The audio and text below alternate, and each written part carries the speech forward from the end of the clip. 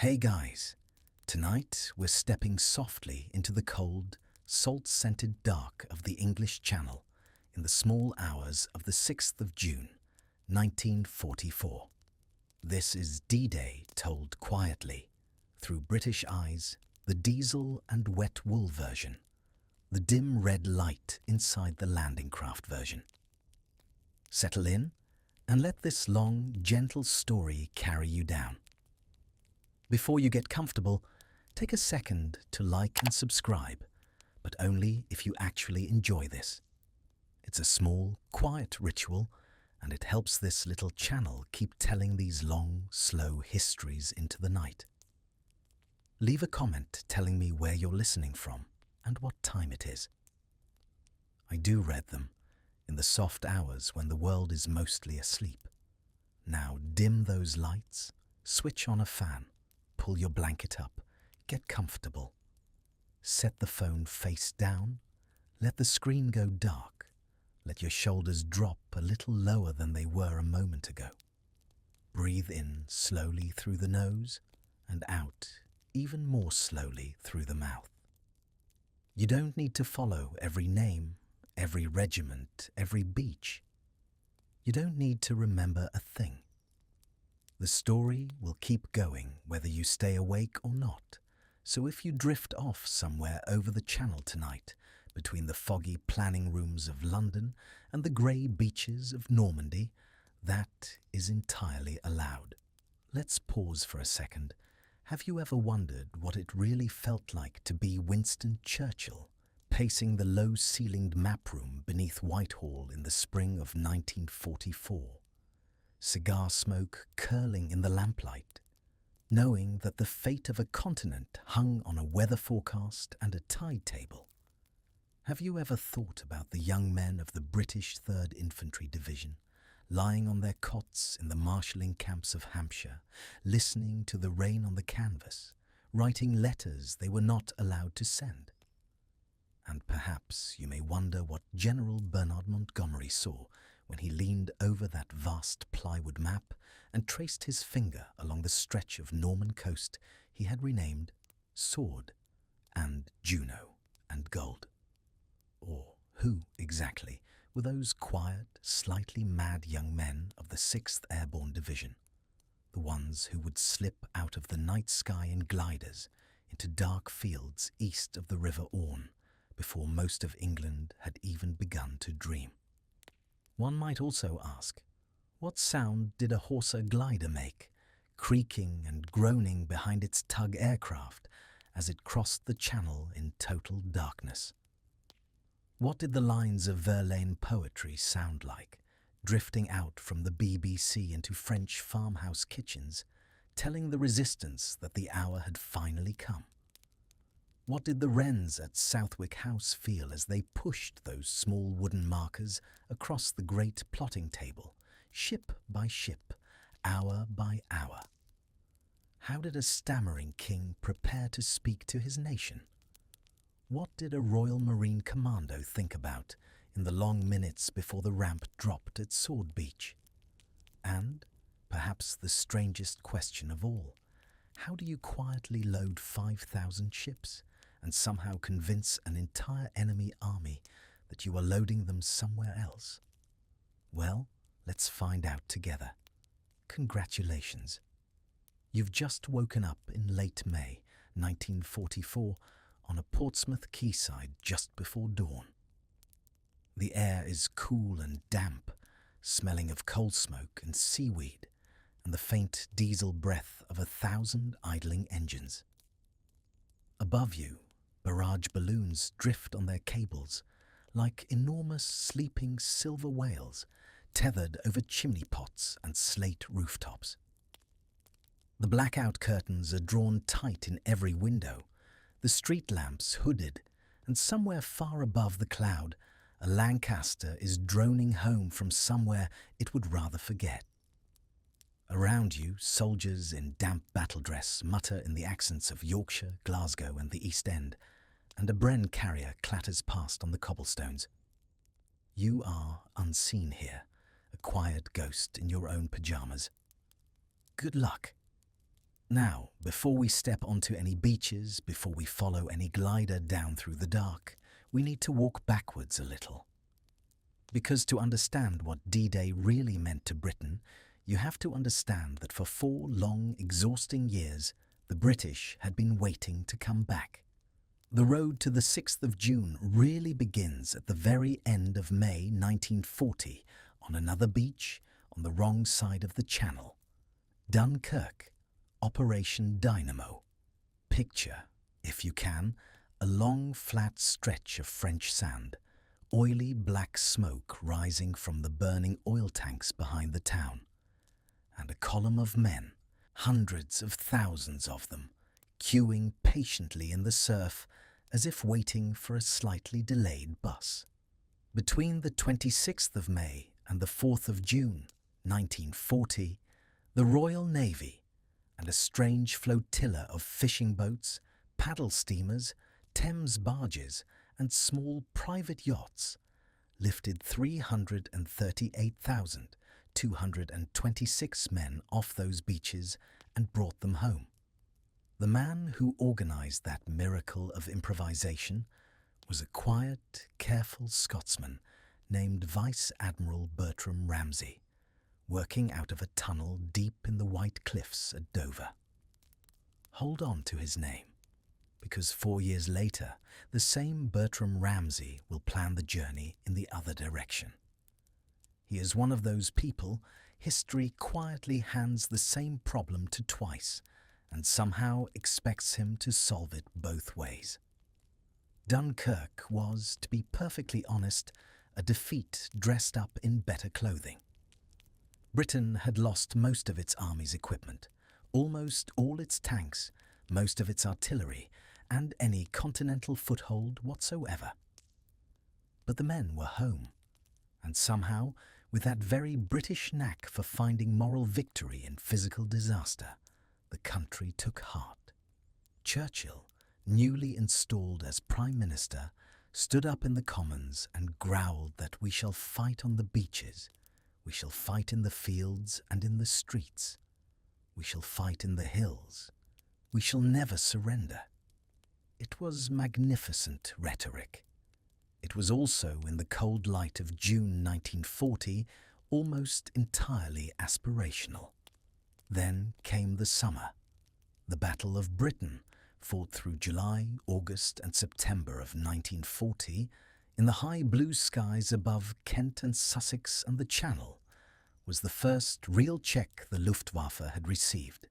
Young men in Spitfires and Hurricanes, many of them barely 20 years old, climbed up day after day from grass airfields with names like Biggin Hill and Tangmere and Hornchurch. Some of them came back, some of them did not. Hitler postponed his planned invasion, Operation Sea Lion, indefinitely, and turned his attention east towards the Soviet Union.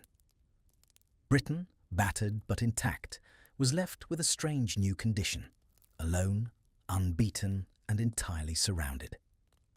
And then came the Blitz. From early September of 1940 to May of 1941, the German bombers came nightly, and Britain learned what it was to sleep in a hole. Anderson shelters in the back garden, half buried in earth and planted hopefully with marrows. Tube platforms full of families wrapped in blankets, the children somehow asleep on the tiled floor while the trains stopped running, and the dust drifted down with each distant thump above. The smell of brick dust and broken gas mains. Streets that had been there yesterday and were simply gone in the morning, leaving a gap of sky where a row of houses used to be. London took it. Coventry took it. Liverpool, Plymouth, Hull, Glasgow, Belfast, Bristol, all of them took it. And quietly, beneath the rhetoric and the rubble, Churchill never stopped believing that one day, somehow, Britain was going to have to go back. Going back, of course, was easy to say in a speech. Doing it was a different matter. because crossing the Channel into a continent occupied by the most efficient land army in modern history was a problem that had no easy solution and a great many obvious bad ones. The British were not in any hurry to find out which kind they had on their hands. But on the 19th of August 1942, they tried something. The Dieppe raid, Operation Jubilee, a reconnaissance in force, the planners called it. In practice, it was a daylight assault on a small French port by roughly 6,000 troops, the great majority of them from the Canadian 2nd Division, supported by British commandos and a handful of American Rangers. They went in at dawn in the shingle and the early light, and they were, with terrible swiftness, cut to pieces. By lunchtime, it was over. Of the roughly 5,000 Canadians who landed, very nearly 60% were killed, wounded, or captured. The beaches were strewn with burning tanks. The Royal Air Force lost more than 100 aircraft. The Royal Navy lost a destroyer and dozens of landing craft. It was, by any sober military measure, a catastrophe. And yet, in the very expensive currency of military lessons, Dieppe taught the British something they genuinely needed to know.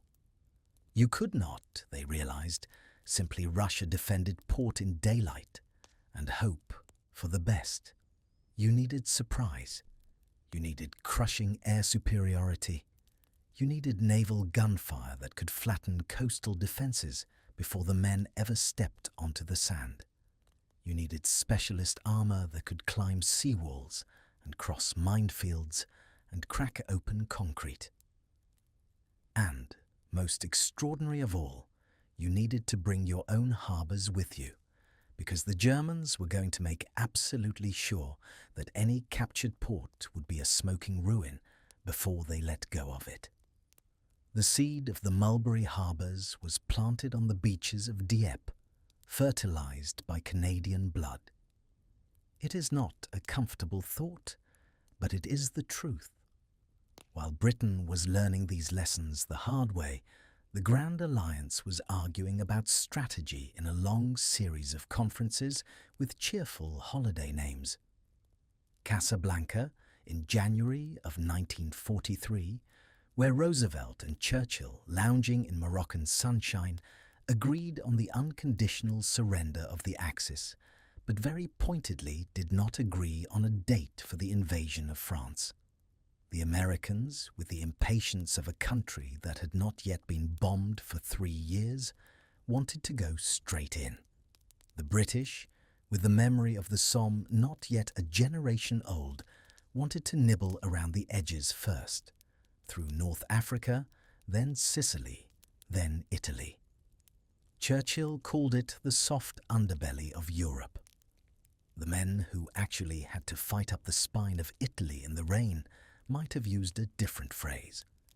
Then Trident in Washington, in May of 1943, where the date for the cross-channel invasion was tentatively set for the 1st of May, 1944. And then, finally, Tehran, in November of 1943, where Roosevelt, Churchill and Stalin sat down together for the first time. Stalin, whose armies had been bleeding out on the Eastern Front for 2.5 years, was not in a patient mood. He wanted that second front, and he wanted it now.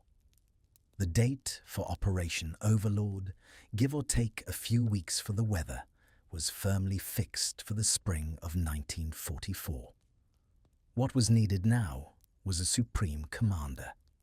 In December of 1943, the appointment was made, and it went, somewhat to British surprise, to a then relatively unknown American general named Dwight D. Eisenhower.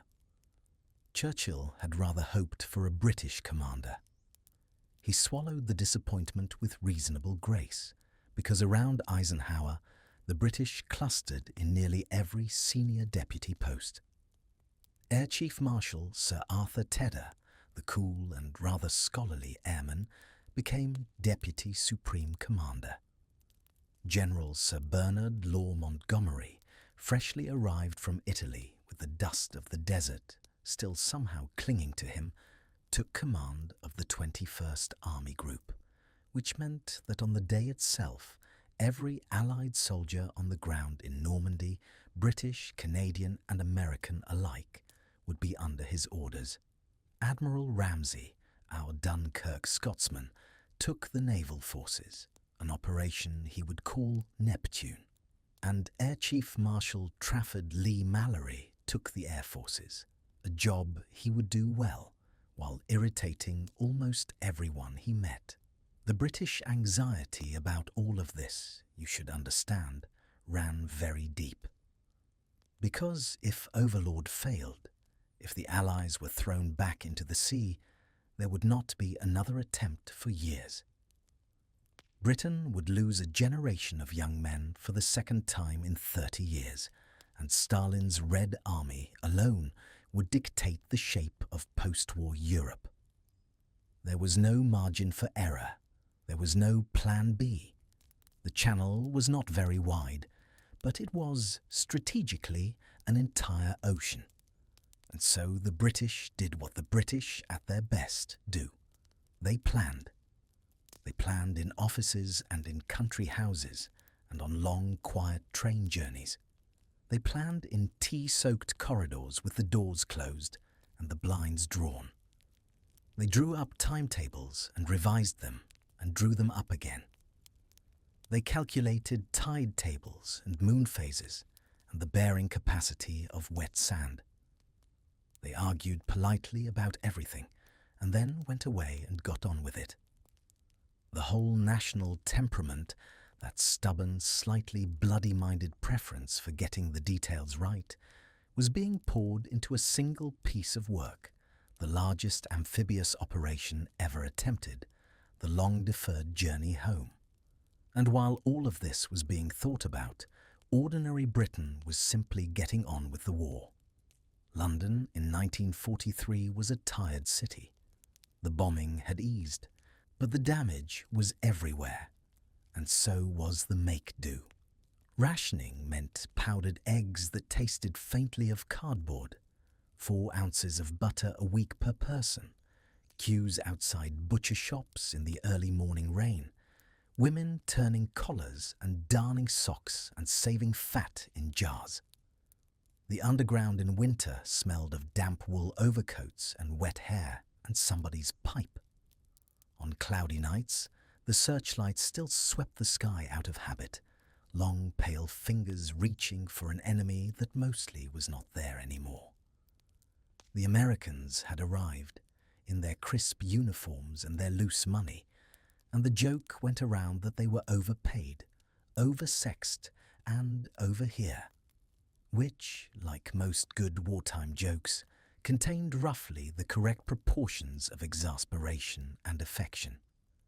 In the parks, vegetable beds had replaced the flower borders. In the pubs, the beer was thin and the conversation was guarded. In 1,000 small villages, women walked to the post office every morning, hoping not to receive a telegram. In the corner of a kitchen in Bermondsey or Bradford, a woman was knitting socks for a son in North Africa, or a husband somewhere in Burma, or a brother she had not seen in 3 years. This was the country that was about to attempt the largest seaborne invasion in human history, and this was the country, tired and patched and grimly cheerful, that was somehow going to manage it. Churchill, in the small hours in his underground rooms beneath Whitehall, paced and brooded and dictated to his secretaries. He was 69 years old. He had, by his own admission, been preparing for this day since 1940. He believed, in his stubborn old bones, that Britain would go back to France. He just did not yet know exactly how, or exactly when, or exactly at what price. That was a question for the planners. And so, very gently, that is where we shall go next, into the quiet, smoke-scented rooms, where the impossible was slowly being made possible. The planners, by the spring of 1943, had already been quietly at work for some months, in a building that, from the outside, gave absolutely nothing away. Norfolk House sat in the corner of St. James's Square, in the heart of Clubland, London, a handsome 18th-century stone facade indistinguishable from any of its neighbours.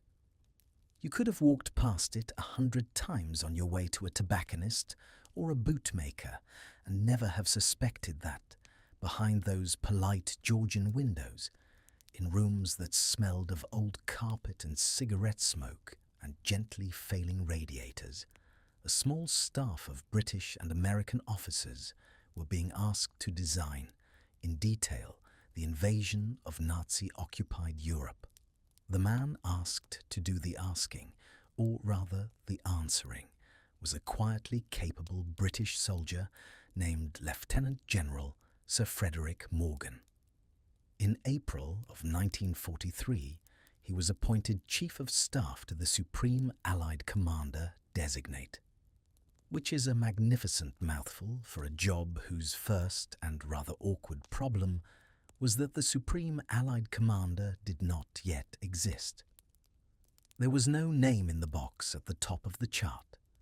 There was just a designation, a line of dotted authority leading upwards to a man who had not yet been chosen.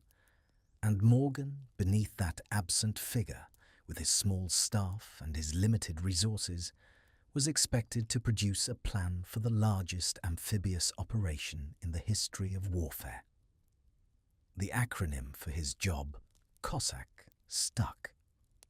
Within the hushed corridors of Whitehall, Morgan's tiny outfit was simply known as the Cossack Staff, and to be one of them was to be quietly trusted with the most sensitive military secret in the Western world. What did they actually do in those high-ceilinged rooms above the square? Mostly, at first, they argued politely about geography. The continent was long. The German occupation of its coastline ran, in theory, from the North Cape of Norway down to the Spanish frontier. Somewhere along that vast, fortified shore, the Allies were going to have to land. The most obvious place, of course, was the Pas de Calais. It was the closest. The channel there was at its narrowest, only about 21 miles. It offered the shortest sea crossing, the shortest route into Germany, and the most direct line to the Ruhr industrial heartland. It was also, for precisely those reasons, the place where the Germans were expecting them, and where the defences of the so-called Atlantic Wall were thickest. Hitler had concentrated his best static divisions along that coast. The cliffs bristled with concrete. To land at Calais was to land into the muzzle of the gun. So Morgan's staff looked west, along the curve of the French coast, and their eyes settled on Normandy. The beaches there were broader, the sand firmer, the gradient gentler. The defences were lighter, because the Germans considered the area a secondary front. There was airfield country inland, suitable for rapid construction. There was the great port of Cherbourg, sitting on the Cotentin Peninsula, just to the west, a prize worth fighting for. And, perhaps best of all, the Pas de Calais was so obvious that it could be used, with sufficient cleverness, to draw German attention away from where the Allies actually intended to go. Morgan's original plan, drafted through the long, damp summer and autumn of 1943, called for a landing of 3 seaborne divisions across a relatively narrow front, supported by airborne troops on the flanks. It was, in its way, a sensible plan. It was also, when General Sir Bernard Law Montgomery clapped eyes on it in early 1944, a plan that he considered far too small. Montgomery, freshly returned from Italy, with that famous beret and that famously certain manner, took one look at the COSSAC outline and announced in the quiet and slightly clipped tone of a man not given to negotiation that it would not do. The front was too narrow, the forces too thin, the reserves too shallow. He wanted 5 seaborne divisions, not 3. He wanted 3 airborne divisions, not 1. He wanted a frontage that ran from the foot of the Cotentin Peninsula in the west to the mouth of the River Orne in the east, nearly 50 miles of beaches, divided into 5 sectors with 5 different code names: Utah and Omaha for the Americans, and Gold, Juno and Sword for the British and Canadians. He got his way. Eisenhower, who had now been named Supreme Commander, agreed almost at once. The plan was rewritten on a much grander scale. The price of that grander scale, however, was time. To land 5 divisions instead of 3, you needed landing craft. A great many more landing craft. The ones that already existed were spread across the Mediterranean, the Pacific, and the British shipyards, and the world simply did not contain enough of them. So the date of the invasion, originally penciled in for May of 1944, slid quietly to the right. Another month of building, another month of waiting, another month for the men in the camps to clean their rifles and write letters and wonder. Operation Overlord, in its final shape, would launch in early June. In the spring of 1944, the planning machinery moved itself out of London and down to the south coast. The new home of Supreme Headquarters Allied Expeditionary Force and of Montgomery's 21st Army Group was a place called Southwick House, sitting on a low rise of the Hampshire Downs about 5 miles north of Portsmouth Harbour. It was an elegant white stucco country house, the sort of place where, in peacetime, you might have come for a long weekend of croquet and a slightly underdone roast lamb. In wartime, its lawns sprouted nissen huts like a strange grey crop, its drive filled with staff cars, and its library, the lovely library with its tall windows looking out over the park, was emptied of bookshelves and filled, instead, with the largest map you have ever seen in your life. The map covered an entire wall. It showed the south coast of England and the north coast of France, every inch of the channel between, every shoal and headland and lighthouse and minefield. It had been built, somewhat improbably, by a toy company. The Chad Valley Toy Company of Birmingham, ordinarily known for jigsaw puzzles and rocking horses and tin soldiers, had been quietly contracted to construct the great plywood plot.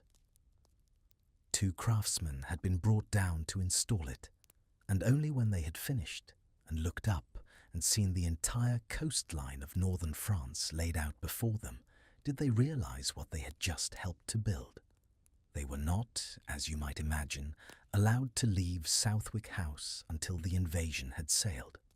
Around the map, day and night, moved the women of the Women's Royal Naval Service, known throughout the Royal Navy and through the rest of recorded history simply as the Wrens, in their dark blue uniforms and their sensible shoes, with their long-handled rakes like very serious croupiers.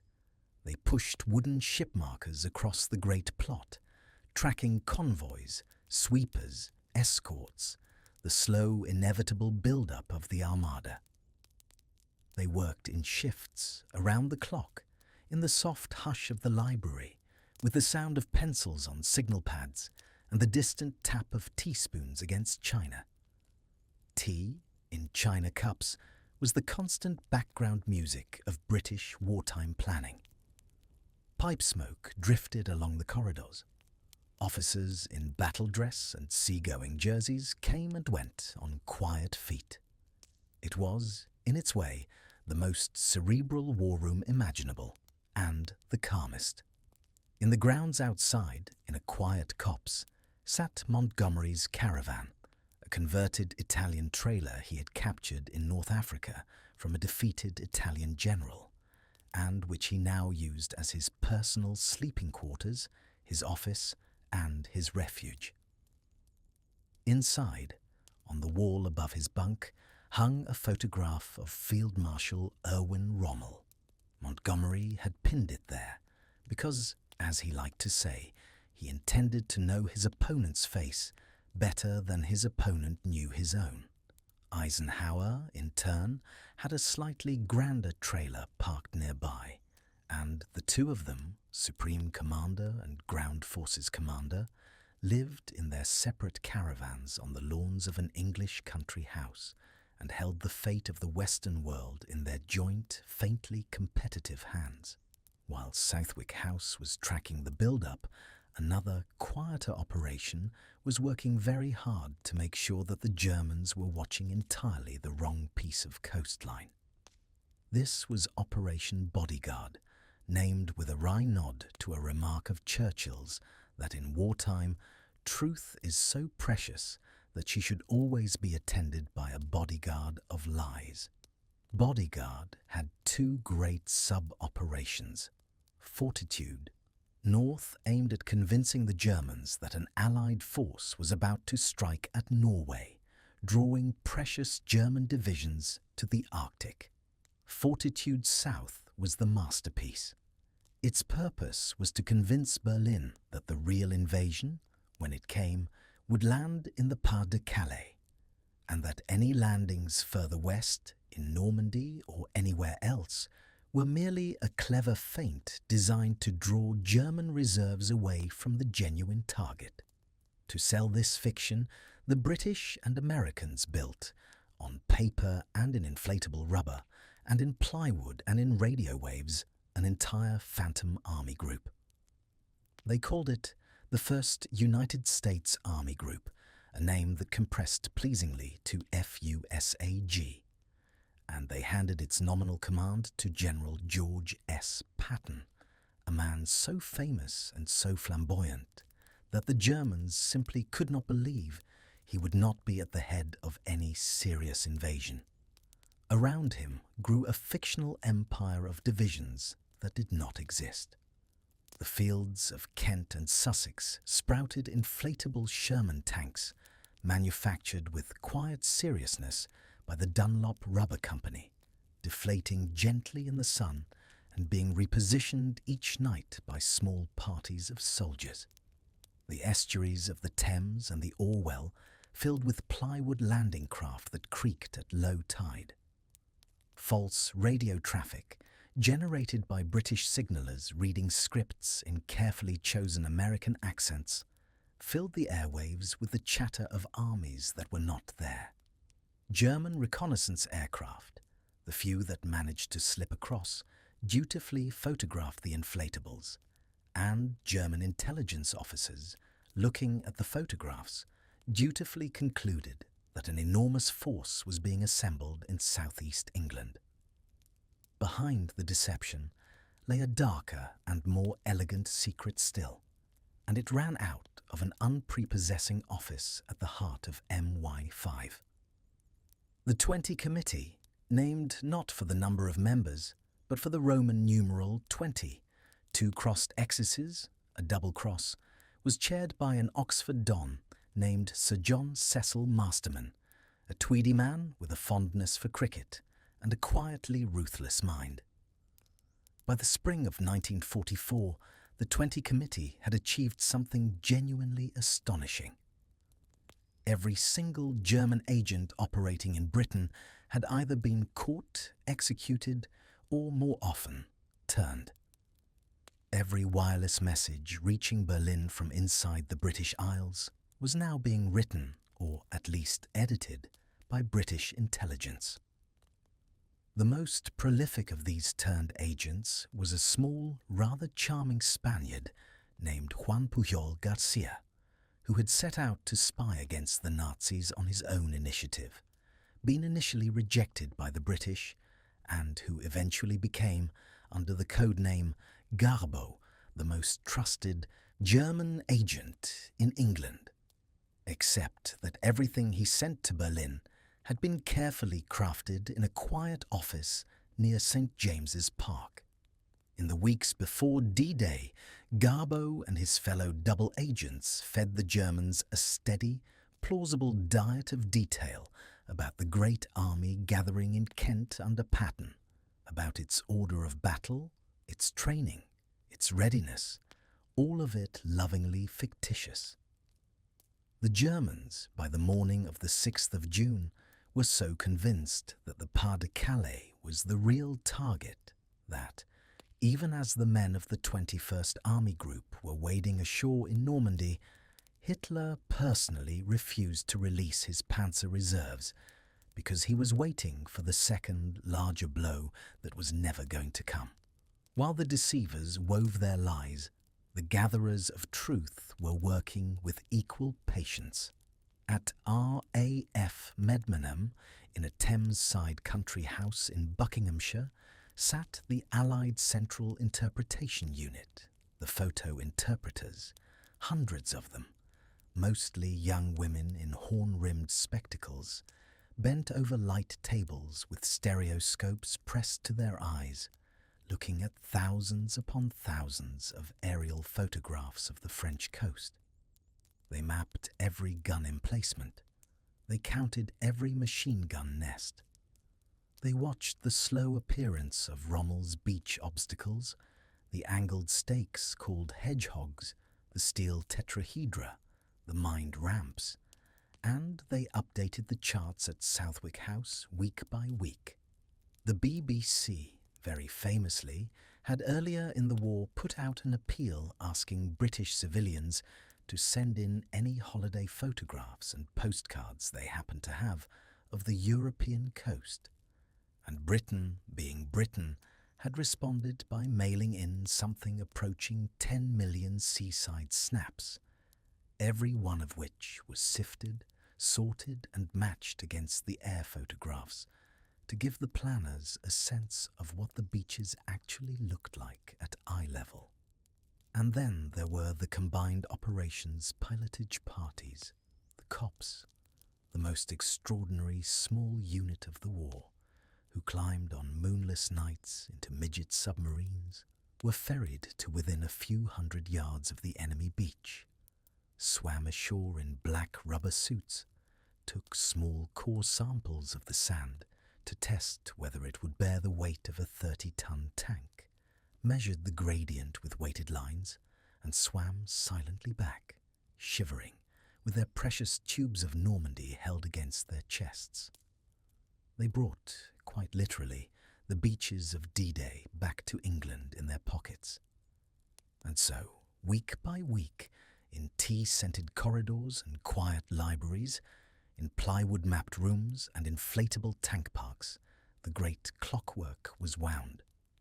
The cogs turned almost soundlessly.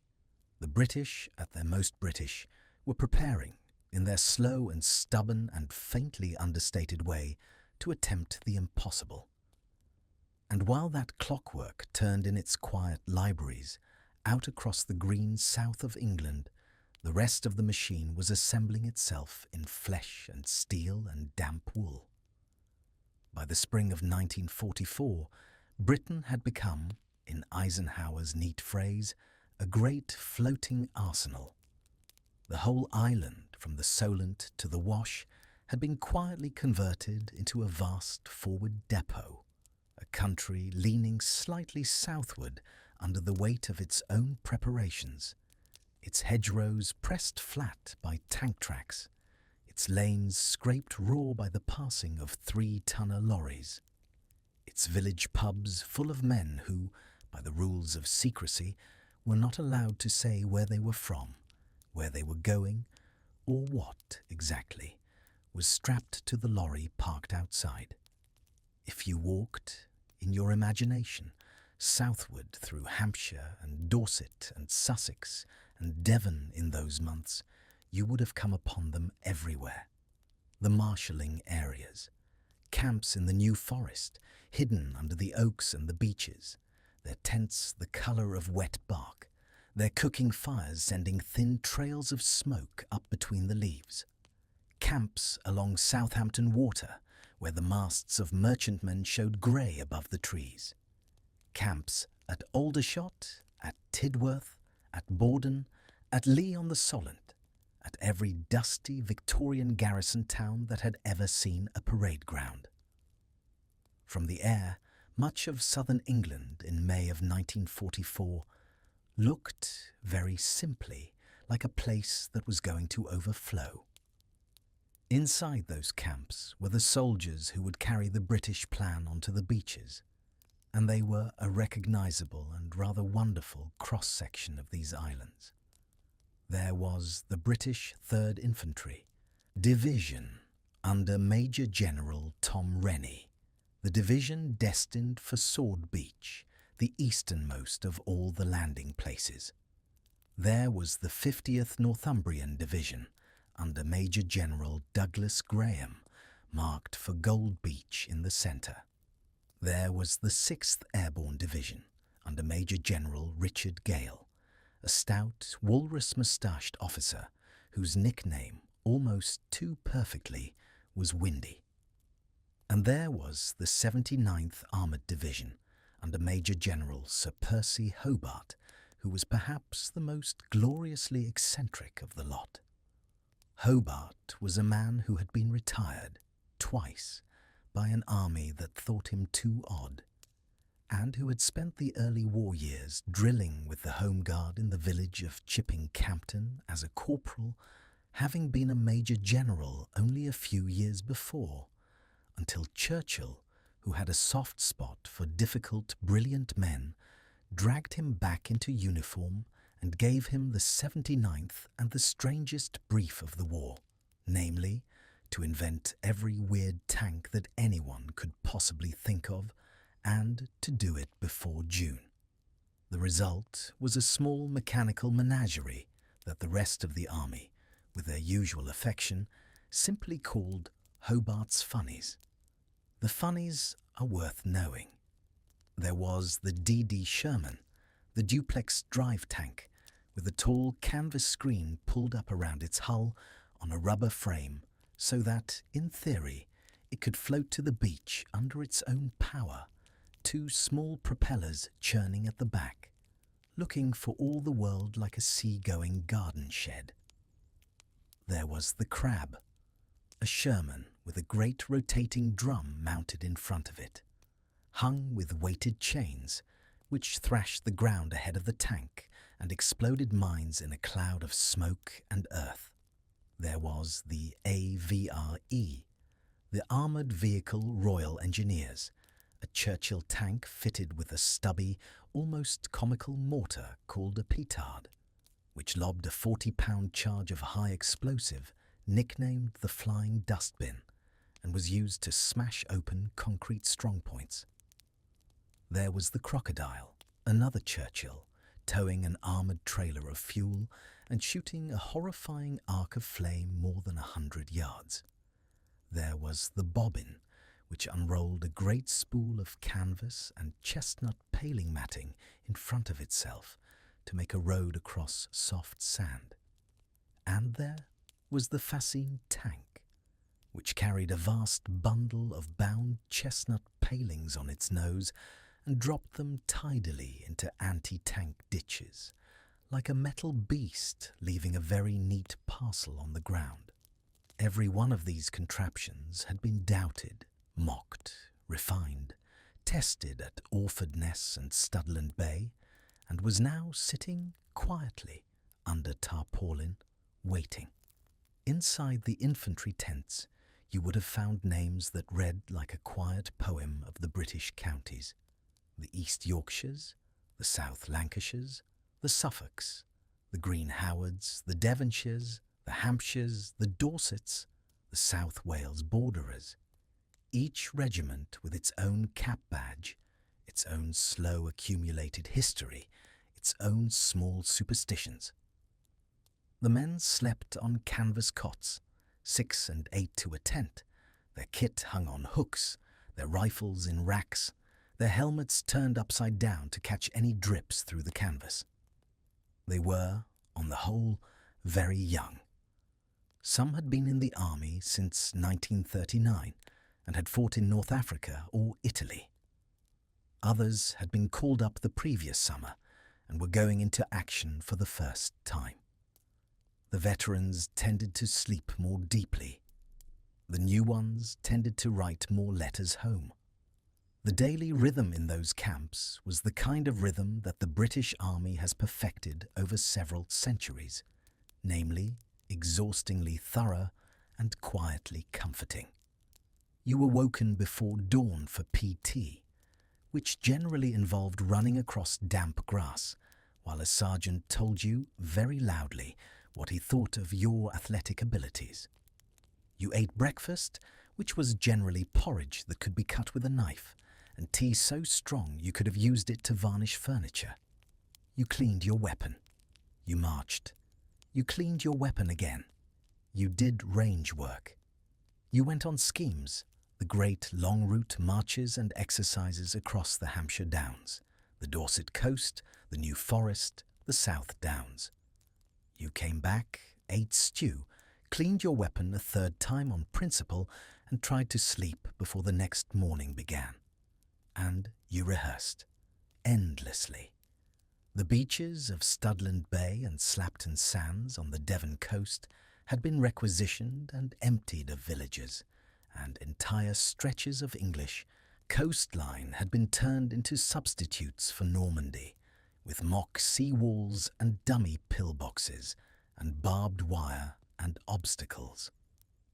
Battalions waded ashore again and again in full kit, while officers shouted at them through megaphones and umpires marked them down for being theoretically dead.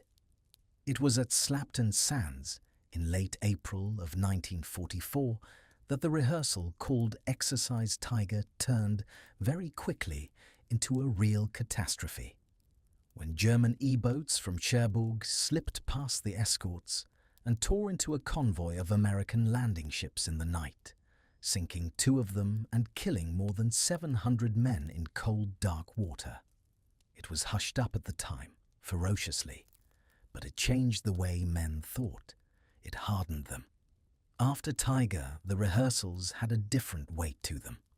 Out at sea, the Royal Navy was preparing the largest single nautical undertaking in human history.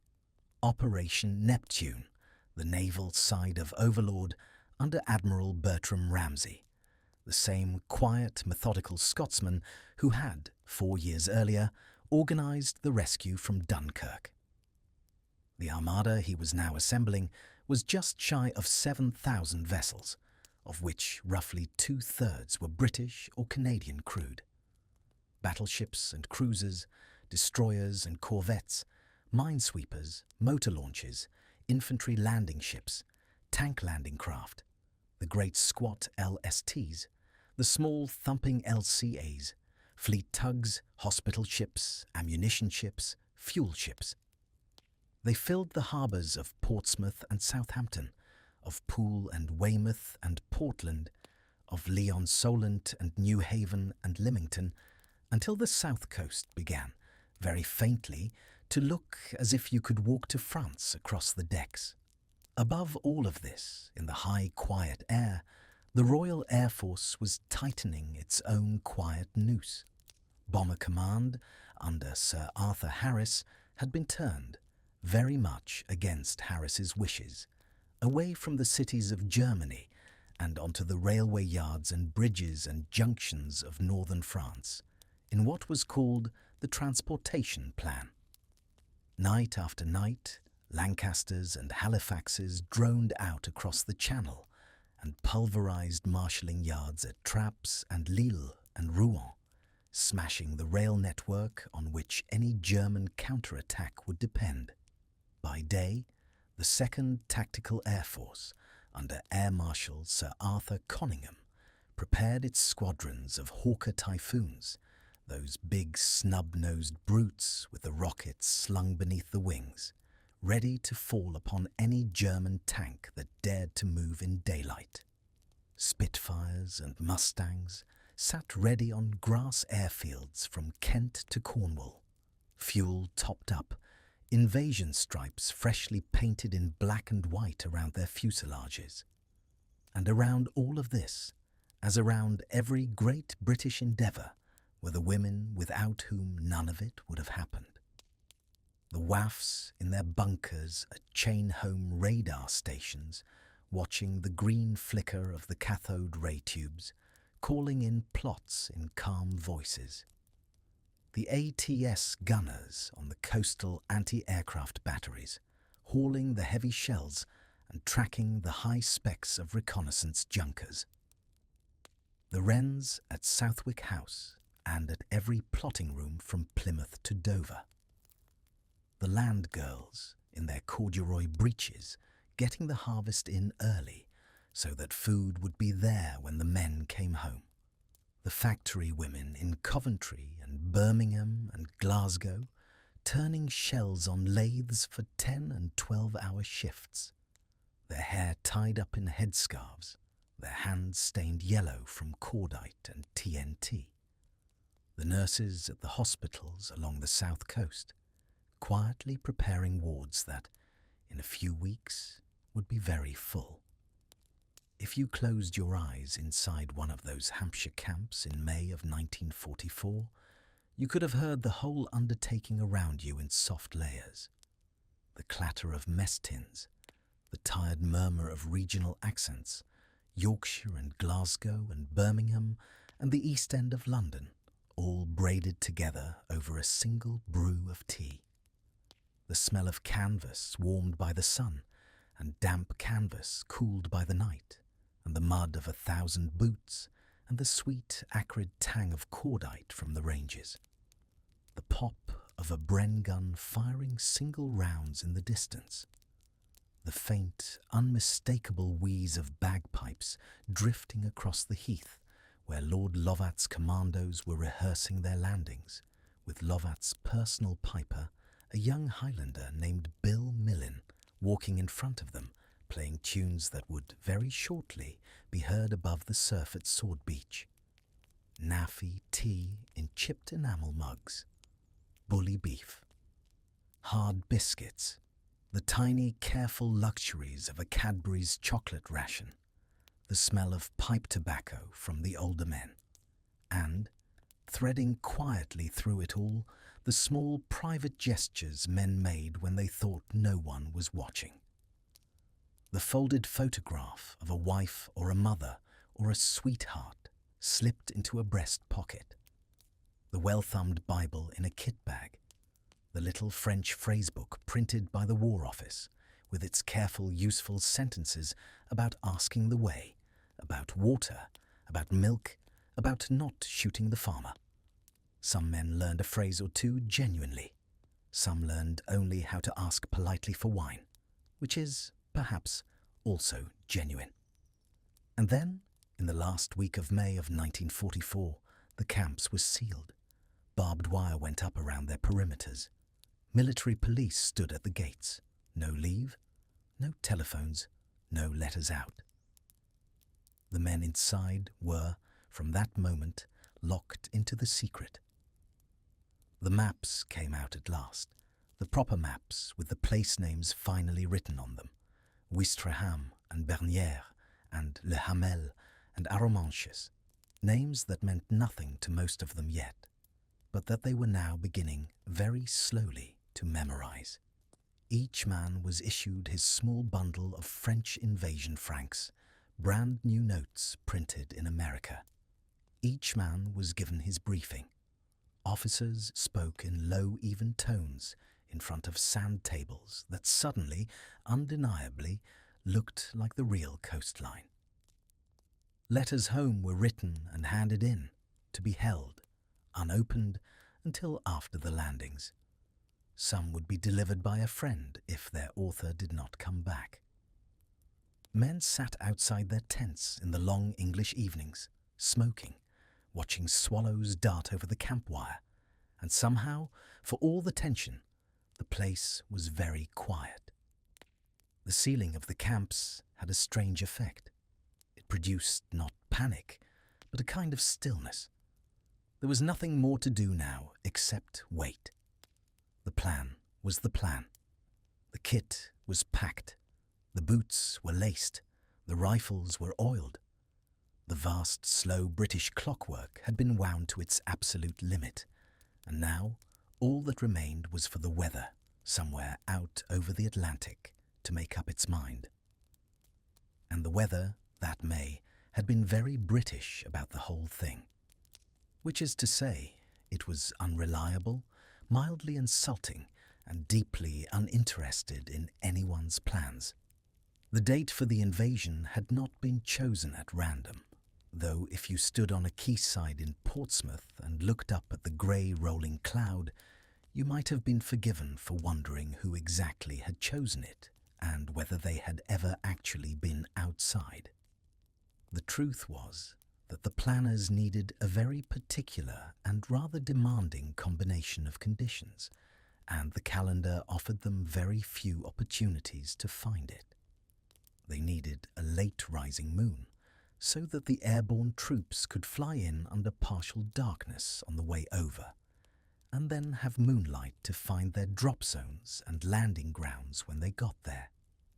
They needed a low tide just after dawn, so that the underwater obstacles which Rommel had so industriously planted across the Normandy beaches would be exposed, and so that the engineers and frogmen could get at them and blow them up before the tide crept back in and floated them lethally against the hulls of incoming landing craft. They needed reasonable visibility for the bombers and the naval gunners. They needed a sea calm enough that the small landing craft would not simply broach to and capsize on the way across. And they needed the wind, please, to be coming from the right direction, or at least not from the wrong one. In the whole month of June 1944, only 3 days offered the right marriage of moon and tide, the 5th, the 6th, and the 7th. Miss those 3 days, and the next viable window would not come around until the latter part of the month, and after that, who knew? So the choice of June the 5th was, in a sense, not a choice at all. It was the only door the heavens had left open, which made the man whose job it was to predict the weather over that door perhaps the single most quietly important figure in the whole vast undertaking. His name was Group Captain James Stagg. He was a tall, thin, austere Scotsman of about 43, with a long, lugubrious face and the manner of a man who had spent his life apologizing to other people for the climate. He was, by training, a meteorologist of the Met Office, seconded to Eisenhower's staff as chief weather advisor. And around him, in the days before the launch, a small confederation of forecasters had been assembled. There were the Met Office men. There were the naval forecasters from the Admiralty. There were the Americans of the United States Strategic Air Forces. They drew their data from a thin, scattered web of weather stations in Iceland and Greenland, from ships in the North Atlantic, and from long-range aircraft that flew patrols out into the empty grey ocean specifically to measure the pressure and the wind at altitude. They argued, often. The British forecasters tended toward caution. The Americans tended toward optimism. Stagg's job, the most thankless job in the entire war, was to listen to all of them, weigh their disagreements, and then walk into a room full of generals and tell them, in his quiet Scottish voice, what the sky was about to do. The trouble was that the sky, in the last days of May and the first days of June, was about to do something rather unpleasant. On Saturday, the 3rd of June, Stagg had to deliver his first piece of bad news. A deep Atlantic depression was forming and barreling east. By the morning of the 5th, it would be sitting over the channel like a damp, ill-tempered cat and dragging behind it low cloud, high winds, and the kind of swell that would make a flat-bottomed landing craft do things its designers had never intended. Eisenhower listened. The senior commanders listened. They went away to think. At 4:15 on the morning of June the 4th, in the small hours of an unremarkable Sunday, the meeting reconvened in the library at Southwick House. The library was a long, handsome room with bookshelves and tall windows and deep leather armchairs, and on that particular morning the rain was hammering against the panes hard enough to drown out conversation. Stagg confirmed his forecast. The storm was coming in. Eisenhower, after going around the room, postponed the invasion by 24 hours. That decision sounds simple. It was anything but. Many of the convoys were already at sea. The American Force U, sailing up out of Devon from ports along the South Devon coast, was already nosing into the Channel and had to be turned around in heavy weather and brought back, ships pitching, men below decks vomiting into their helmets and bailing them quietly into the bilges. They had their day at sea, those men, and then they had to come home and do it all again. Fuel had to be replenished, tempers had to be soothed. The whole vast machine, wound to its limit, had to be very gently held in place for one more day, and the strain on it was almost unbearable. The atmosphere at Southwick House through the rest of that long wet Sunday was the kind of atmosphere that you could have cut with a butter knife. Generals in deep armchairs, admirals in damp uniforms, charts spread across tables. Tea, of course. Always tea. Pipe smoke curling up to the high ceiling. The rain on the windows like a slow drum roll. Eisenhower paced. Montgomery, who slept early and rose early, went to bed. Ramsay sat with his charts. Stagg watched his telephones. And then, at 9:30 that evening, Stagg came back with a thin, careful glimmer of hope. The depression, the maps now suggested, would slide through faster than expected. There would be a short window of improving weather between the night of the 5th and the morning of the 6th. Not perfect weather. Not the kind of weather a sensible person would choose to invade a continent in. But weather that, just possibly, would do. The commanders went away to sleep on it. Or, more accurately, they went away to lie down for a few hours and listen to the rain. At 4:15 on the morning of Monday, June the 5th, the meeting reconvened. Stagg confirmed the window. Eisenhower turned to each of his commanders in turn. Montgomery, brisk and certain, said that he would say, "Go." Tedder, the airman, was cautious. Lee Mallory was more cautious still, worried about the cloud cover for the airborne drops and the bombers. Ramsay, the sailor, simply needed an answer, and he needed it now, because if the Navy were to sail with the morning tide on the 6th, the order had to be given within the hour. There was a long silence. Eisenhower stood with his hands in his pockets, looking down at the carpet.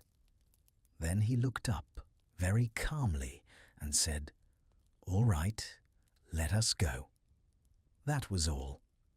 3 small words in a quiet Scottish library, spoken to a handful of tired men, and the largest amphibious operation in the history of the world began to move. Outside the windows of Southwick House, across the south of England, the orders went down the wires. At airfields and harbours, the great clockwork unwound itself at last. At Tarrant Rushton in Dorset, at Harwell in Berkshire, at Breeze Norton, at Fairford, at Down Ampney, the men of the 6th Airborne Division were waking up in their hangars. They were sitting on benches as men moved among them with pots of black grease, and they were blackening their faces and laughing softly at how ridiculous they each looked, and then sobering at how ridiculous it was that they were laughing. They drew their parachutes. They taped down the pockets of their smocks so nothing would rattle on the descent. They checked the magazines of their Sten guns. They were issued, among many other things, small metal toys called crickets, brass clickers that made a sharp double tick so that in the dark, in a field in France, you could tick once and listen for an answer and know if the man behind the hedge was a friend. In a hangar somewhere in Berkshire, Eisenhower himself walked among the American paratroopers of the 101st Airborne and was photographed with them, and quietly went off to a corner of the field to weep for a little while at what he was sending them into. But the British paratroopers had their own farewells. Major General Richard Gale, known to his men as Windy Gale, gave a short final message to the 6th Airborne, saying nothing about glory and a great deal about doing the job properly. The men listened. They had heard a lot of speeches by then. This one they would remember. The gliders, the great ungainly hawser gliders, were lined up at the ends of the runways, lashed with their tow ropes to Halifax and Albemarle bombers. They creaked and groaned in the evening wind. Inside, men sat on the benches that ran the length of the wooden fuselages, knees touching, rifles between their feet. Someone usually started a song. Someone else usually told them, politely, to be quiet. Out in the Channel by 10 and 11 o'clock on the night of the 5th, the Armada was already moving. Almost 5,000 ships in 17 swept lanes through the minefields, navigating in absolute blackout, with only the soft phosphorescent gleam of their own bow waves to mark their passage.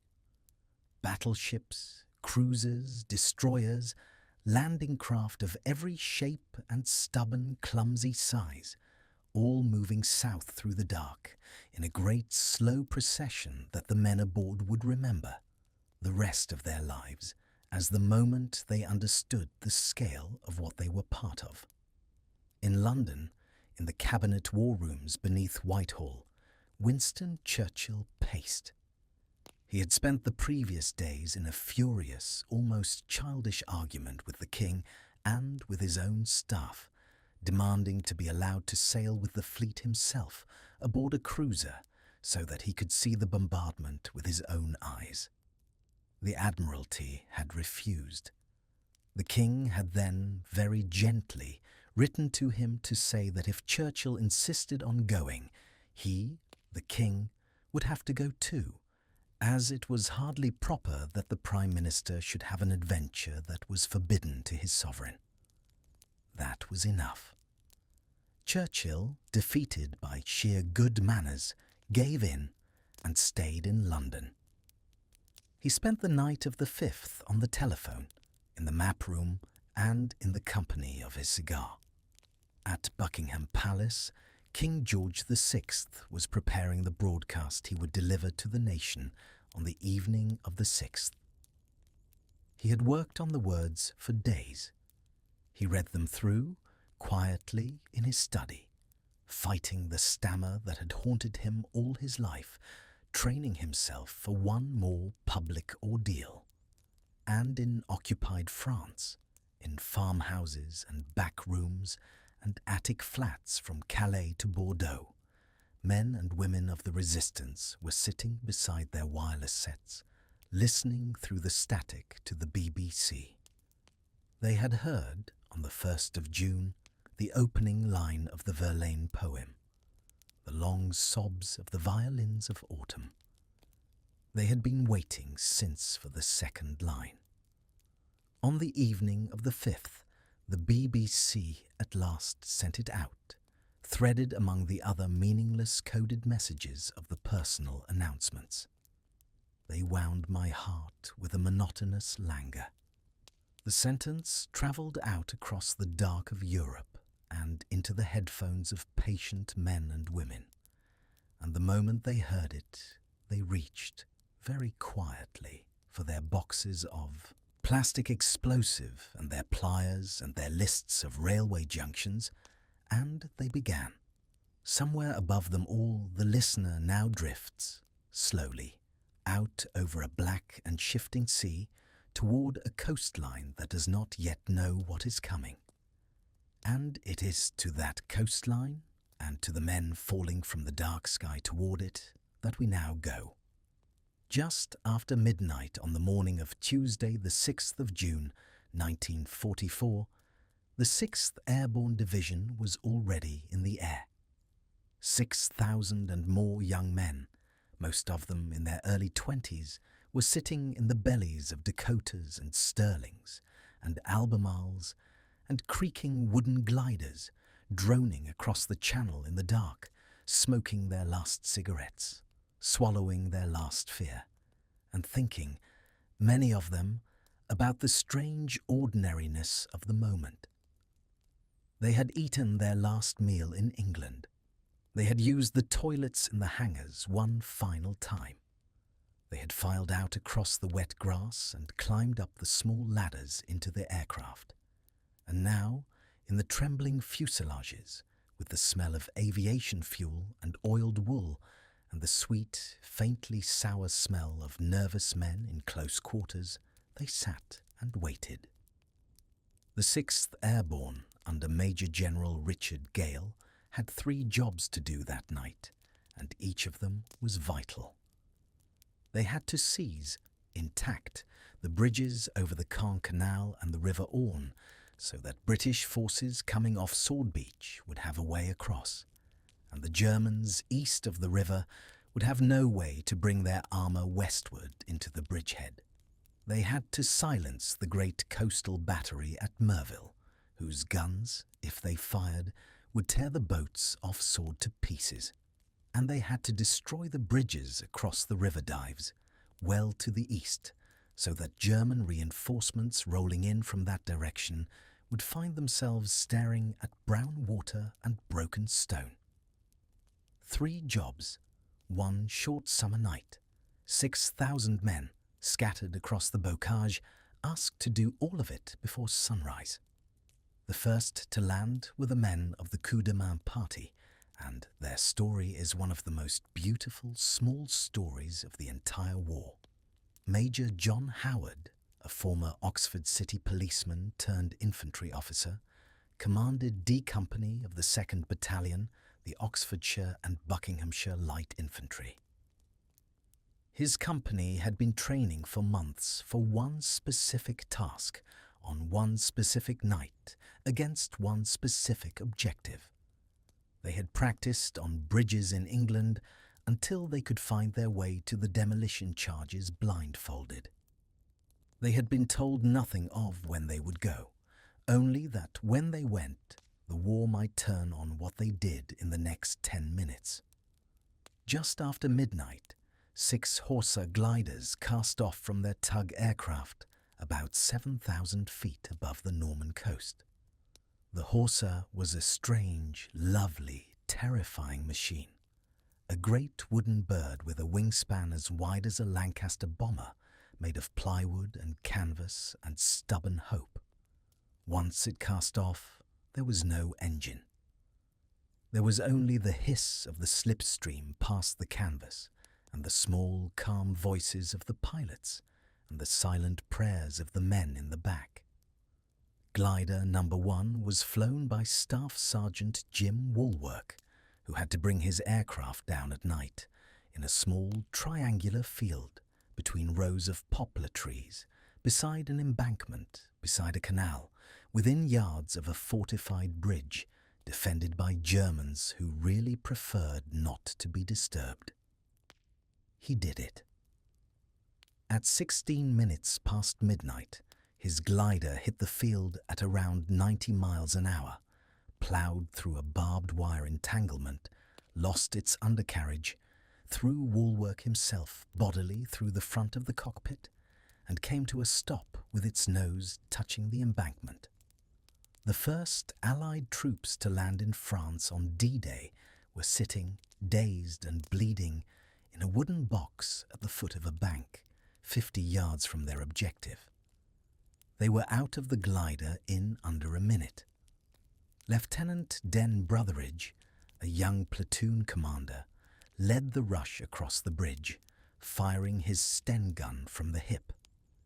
He was hit almost immediately by machine gun fire from a German pillbox, and he fell on the far side of the bridge, mortally wounded. He died a little later on the western bank of the Caen Canal, the first British soldier to be killed in action on D-Day. He left behind a young wife in England, expecting their first child. The other gliders came in moments later. Some landed just as well as Woolwork. Some landed in different fields entirely, cursing in the dark and scrambling toward the sound of firing. Within 10 minutes, both bridges were taken. The men dug in, set up their Bren guns, sent out the prearranged signal by radio, the wonderfully laconic words, ham and jam, meaning the bridges were intact and held, and waited for whatever the night might send them. What the night sent them, eventually, was Lord Lovat. But before we get to Lord Lovat, we have to talk about everyone else who was falling from the sky that night, because the rest of the airborne drop was, to put it gently, a magnificent shambles. The 3rd and 5th Parachute Brigades dropped between midnight and 1:30 across the Bocage country east of the Orne, and they dropped, almost without exception, in the wrong places. The pathfinders, who were supposed to land first and mark the drop zones with lights, had been scattered themselves. The wind was higher than forecast. The flak was heavier than expected. Some pilots flew too fast, some flew too low, some lost their bearings entirely, and across the dark fields and orchards of Normandy, men of the British Airborne came down singly, in twos, in small clumps, in the wrong fields, in flooded marshes the Germans had created precisely to drown them, in trees, in farmyards, in the gardens of bewildered French civilians who opened their shutters to find a young man with a blackened face standing among the cabbages, asking, very politely and in very bad French, for directions. They had their crickets, those small brass clickers. In the dark, a paratrooper would tick once. If he heard 2 ticks back, he had found a friend. If he heard nothing, he assumed the worst and moved on. Across the fields east of the Orne, all night long, you could hear that small dry click, like the sound of beetles waking, as scattered men gathered themselves into the units they were supposed to be. Lieutenant Colonel Terence Otway, commanding the 9th Parachute Battalion, had perhaps the worst of it. His battalion had been given the Merville Battery, a heavily fortified position with concrete casemates several feet thick, ringed by mines, surrounded by barbed wire, and supposedly housing 4 large coastal guns trained on Sword Beach. Otway had rehearsed the assault for months on a full-scale replica built in Berkshire. He had planned every step. He had glider troops to land directly on top of the position. He had jeeps, he had mortars, he had anti-tank guns, he had engineers with explosives, he had medical staff, he had everything. What he had, when he reached the rendezvous point in the small hours of the morning, was about 150 men out of a planned 600. He had no jeeps, he had no anti-tank guns, he had almost no mortars. He had a few Bangalore torpedoes and the determination of a man who had run out of options. The gliders that were supposed to land on the battery missed it altogether. Otway looked at his sparse, exhausted men in the dark, and he attacked. At about 4:30 in the morning, the 9th Parachute Battalion went in with rifles, grenades, and the kind of stubborn fury that comes from having nothing left to lose. They blew gaps in the wire. They went over the parapet. They fought the German garrison in the dark inside the casemates with bayonets and pistols and their bare hands. They silenced the guns at terrible cost. By the time it was over, more than half the men who had gone in were dead or wounded. The guns themselves, when the surviving paratroopers looked at them, turned out to be older and smaller than expected, but the threat to Sword Beach had been removed. Meanwhile, to the east, the 8th Parachute Battalion was hunting bridges over the river dives and blowing them one by one in great slow crumps that echoed through the marshes. The bridges at Troan, at Bourges, at Robholm, at Varaville came down in the night, dropping into the dark water and taking with them any easy German road from the east into the bridgehead.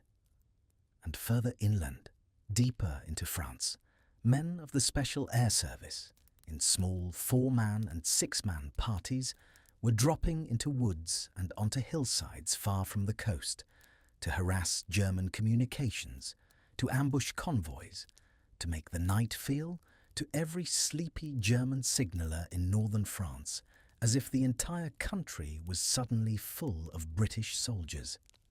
Some of those soldiers were not, in fact, soldiers at all. Operation Titanic was a small, elegant deception.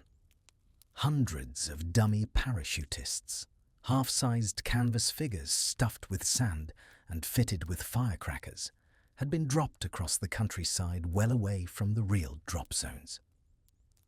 The Germans, hearing the small explosions, finding the canvas dolls in the dark, sent out search parties and sent panicked reports to higher headquarters. The dolls had a name. They were called Ruperts, because British humour is what it is. Across all of this, Major General Gale himself arrived by glider in the small hours and set up his divisional headquarters at Ranville in a chateau near the Orne, with maps spread on tables by candlelight and runners coming in from every direction with fragments of news. The picture was confused. Most of his division was scattered, but the bridges were held. The battery was silenced. The dives crossings were down. Against all the odds, the 3 impossible jobs had, somehow, been done. Around them, in the fields and lanes, the small sounds of Norman life carried on. Cattle lowed in the meadows, undisturbed by the war, until a paratrooper came stumbling through the hedge. Farm dogs barked at the unfamiliar smell of camouflage cream and English sweat. The air carried the scent of crushed apple blossom, of cow parsley along the ditches, of damp earth turned by a man digging himself a shallow shell scrape with an entrenching tool. Now and then, a German flare went up and turned the night a strange, sickly green, and then faded, and the dark came back, and the crickets ticked. In the farmhouses, French civilians woke up. They peered through shutters. They saw young men in helmets crouching at the edges of their courtyards. Some of them, very quietly, opened their doors. Some of them brought out bread or cider or a small glass of Calvados pressed into a startled paratrooper's hand.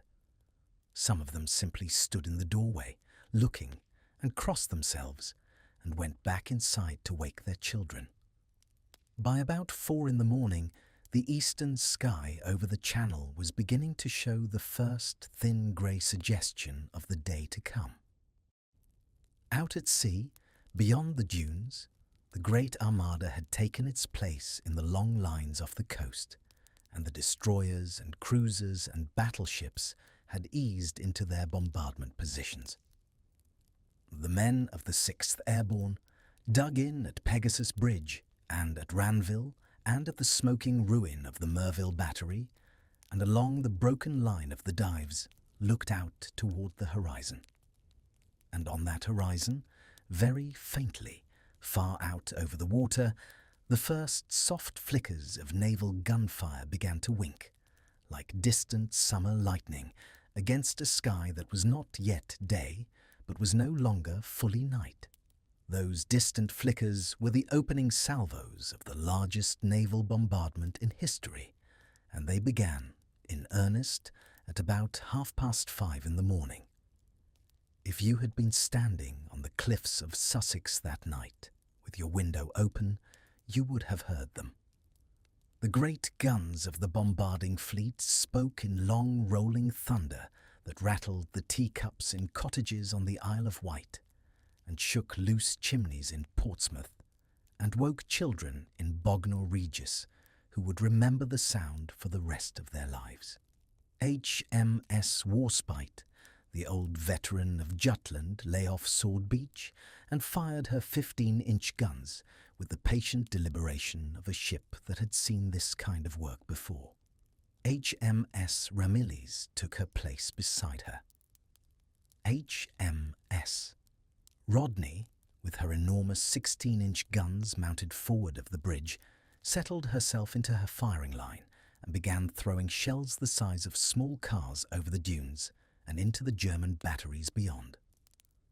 The cruisers Belfast and Diadem and Mauritius added their voices, and behind them the destroyers, and behind them the rocket ships, and behind them the great long lines of landing craft, pitching and rolling in a grey sea that the weather had made considerably rougher than anyone had hoped.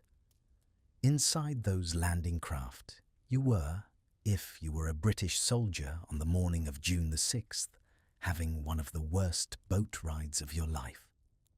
The swell was 4 to 6 feet. Spray came over the bow ramps in cold sheets that soaked your battledress and your boots and the cigarettes in your breast pocket. You were packed 30 or 40 men to a craft, sitting on benches or standing braced against the sides, with your weapon between your knees and your pack on your shoulders, and your stomach somewhere behind you in the wake. Most men were violently seasick. They had been issued small brown paper bags for the purpose, and the bags filled and overflowed and were thrown over the side and were replaced and filled again. Some men vomited into their helmets. Some men vomited onto the deck. Some men vomited onto the man next to them. There was a rum ration handed out by a kindly subaltern and a corned beef sandwich that nobody wanted. And the smell inside those landing craft was the smell of vomit and salt and oil and wet wool and cordite and human fear, all mixed together with the diesel exhaust of the engines and the cold tang of the channel itself. By the time the ramps came down, many men were almost glad to step into machine gun fire, simply to escape the boat. The eastern beaches that morning were, from west to east, Gold, Juno and Sword. Each had its own character, its own defenders, its own particular brand of trouble. We will take them in order. Gold Beach was the central British landing, assaulted from about 25 minutes past 7 in the morning by the 50th Northumbrian Division under Major General Douglas Graham. They were Yorkshiremen and East Yorkshiremen and South Wales Borderers and Hampshires and Dorsets, men with broad accents and dry humour who had fought already in the desert and at Maroth and at Salerno, and who knew, in the way that veterans know, exactly how unpleasant the next hour was likely to be.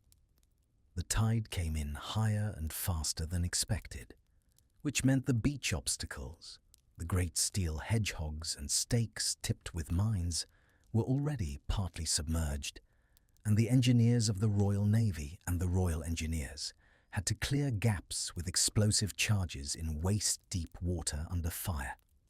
They did it. Many of them died doing it.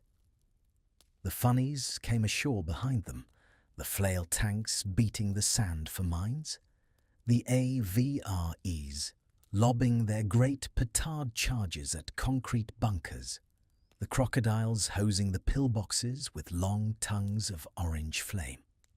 It was at Gold Beach that morning that Company Sergeant Major Stanley Hollis of the Green Howards did the things that would, in due course, make him the only man awarded the Victoria Cross for actions on the 6th of June itself.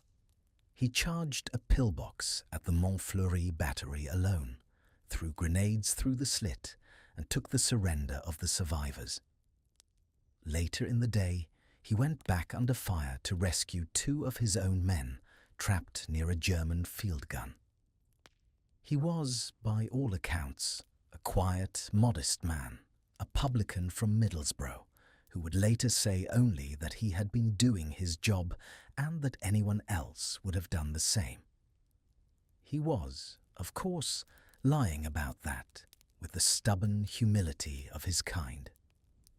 The hardest fighting on Gold was at the small fortified village of Le Hamel, on the western flank, where the Hampshires came up against a German strongpoint that had been missed by the bombardment and that fought back with sustained machine gun fire from a sanatorium building converted into a fortress. The Hampshires lost heavily. They took it eventually, house by lunchtime, by which time more than 200 of them were dead or wounded.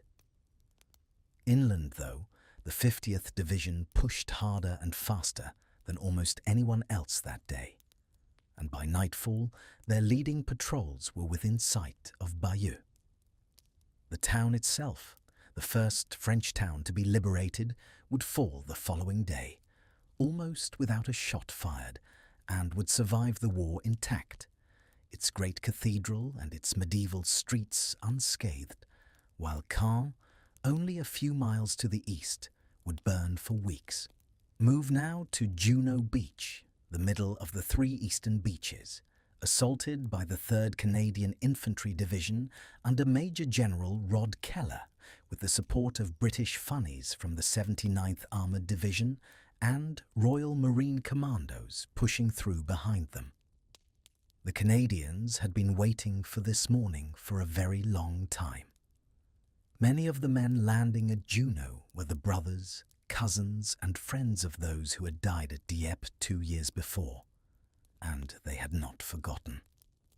The rough sea delayed their landing to about 7:45 in the morning, which meant they came ashore on a tide already high enough to hide the beach obstacles. Many of their DD tanks, the swimming Shermans, were swamped and sank in the rough swell before they could reach the shore. The leading companies of the Royal Winnipeg Rifles, the Regina Rifles, the Queen's Own, Rifles of Canada, the North Shore Regiment, came up against German defences that had not been suppressed by the bombardment, and they suffered, in the first hour, casualty rates as bad as any beach that morning, including Omaha. The fighting at Courseulles-sur-Mer, at Bernières-sur-Mer, at Saint-Aubin-sur-Mer was a close, vicious, house-to-house affair, through narrow streets where every window might hide a sniper and every cellar might hold a machine gun. The Queen's Own Rifles lost more than 50 men in their first few minutes ashore at Bernières, cut down on the open sand. And yet, by mid-morning, the Canadians were off the beach. By afternoon, they were inland. By the end of D-Day, they had pushed further from the coast than any other Allied force, almost reaching the Caen to Bayeux road. They had paid for it, but they had done it. Now, finally, Sword Beach. The easternmost of the 3, assaulted from 25 minutes past 7 in the morning by the British 3rd Infantry Division under Major General Tom Rennie. They were South Lancashires and East Yorkshires and Suffolks in the first wave, with the King's Own Scottish Borderers and the Royal Ulster Rifles following. They came ashore at La Brèche, and the funnies went in with them, the flail tanks and the AVREs, and the bridge-laying tanks, and the engineers cleared lanes through the obstacles, and the men pushed up the beach against fire that was heavy in places and almost light in others, the lottery of war being, as always, deeply unfair. The 3rd Division got off Sword reasonably quickly. The trouble came inland, where a single fortified strongpoint codenamed Hillman, manned by a stubborn German garrison in deep concrete bunkers, held up the advance for hours and very probably cost the British any chance of taking Caen on D-Day itself. Behind the 3rd Division came the 1st Special Service Brigade under Brigadier Lord Lovat. Lovat was a Highland chieftain, a regular soldier, the head of Clan Fraser, and the kind of officer who decided, for reasons best known to himself, that he would walk ashore at Sword Beach in a white roll-neck sweater under his battledress, carrying a hunting rifle, and accompanied against the explicit standing orders of the British Army by his personal piper. The piper's name was Bill Millin. He was 21 years old. He came from Glasgow. He was wearing the kilt his father had worn in the First World War. And as the ramp of his landing craft came down at Sword Beach, with German machine gun fire stitching the sand and bodies floating in the surf, Lord Lovat turned to him and asked him, with the politeness of a man inviting a guest into his drawing room, if he would mind playing a tune. Bill Millin walked up the beach playing Highland Laddie. Then he walked along the beach playing The Road to the Isles. Men were dying in the water around him. Bullets were striking the sand at his feet. He was, somehow, untouched.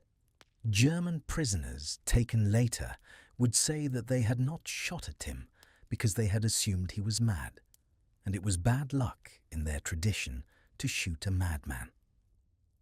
He played for the men coming off the boats, and he played for the men lying wounded on the beach, and he played because Lord Lovat had asked him to, and because, as he would say afterwards, you do not let your friends down.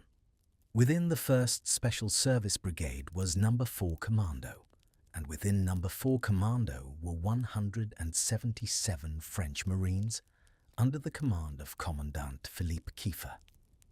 They were the only French troops to land in France on D-Day, and they knew it.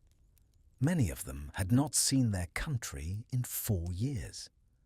Many of them had been condemned to death in absentia by the Vichy regime. They went ashore at Sword Beach with the others, fought their way through Ouistreham, took the casino strongpoint and the German naval headquarters there, and then turned and looked, for the first time in years, at the streets of their own country, and at French civilians stepping cautiously into the daylight to greet them. By early afternoon, Lovat's commandos had pushed inland and reached Pegasus Bridge, where Major John Howard's exhausted ox and bucks were still holding out. The link-up, when it came, was almost ceremonial. Lovat is said to have apologized for being a few minutes late. The piper played them across the bridge. The lightly wounded smiled. The dead did not. Across the morning and into the afternoon, the Sea-Gup Germans had attempted only one major armoured counterattack, the 21st Panzer Division under General Edgar Feuchtinger, which moved up from south of Caen and drove a column of tanks and infantry into the gap between Sword and Juno. For a moment, they nearly reached the coast. They could see the channel. They could see, in the air above them, an enormous second wave of British gliders coming in, the 6th Air Landing Brigade arriving in broad daylight, hundreds of Horsers and Hamilcars filling the sky. And the 21st Panzer commanders looked at that sky and looked at the naval gunfire that began to fall among them and looked at the typhoons rolling in with rockets and they did the only sensible thing and pulled back. It was the only major German armoured counterattack on D-Day itself, and it failed. Out at sea, behind the bombarding fleet, slow tugs were towing across the Channel, the strangest fleet of all, the Mulberry Harbours, the great prefabricated artificial ports designed by British engineers, including Major Alan Beckett, vast concrete caissons and floating roadways and pierheads that rose and fell with the tide. One of them, Mulberry B, was destined for Arromanches at Gold Beach, where the rusting concrete remnants still stand today, like the bones of some patient sea creature. Beneath the Channel, even now, work was beginning on Pluto, the pipeline under the ocean, which would in time pump fuel from the Isle of Wight directly to the armies in France. By the time the long June evening began to fade, the British and Canadians were ashore, not quite as far inland as they had hoped. Caen, the great D-Day objective, was still in German hands and would remain so for weeks. But the bridgehead had been won. The cost on the eastern beaches, when the figures were finally totted up, came to roughly 1,000 British killed or wounded, and around 340 Canadians, lighter than the planners had feared, though Omaha to the west had paid a terrible price, and the dead were just as dead in either currency. The shingle of Sword and the sand of Juno and the long flat shore of Gold were strewn with the wreckage of war, the tangled barbed wire, the burned-out tanks, the abandoned packs, the broken landing craft tilted at strange angles in the surf. And behind it all, you could still hear very faintly, threading through the smoke and the salt wind, the distant skirl of a Highland pipe and the high whistle of naval shells passing overhead, and the small, tired voices of men sitting down at last on the dunes, lighting cigarettes with shaking hands, looking back at the sea and looking forward to the green country beyond, where, in the soft, trampled wheat of an inland field, a French child was peering from a doorway at the strangest morning of her life. But while all of this was unfolding on the far side of the Channel, on the green and grey island of Britain itself, the morning of the 6th of June 1944 had begun in the most ordinary way imaginable. The milk was still being delivered. The newspapers carried yesterday's news. Children were eating their porridge and complaining, as children do, about the weather. The factory whistles had blown at their usual hours. Buses were running, tea was being drunk, and somewhere above the Cotswolds, the dawn chorus of blackbirds and thrushes was getting on with its day in cheerful ignorance of the largest amphibious operation in the history of the world.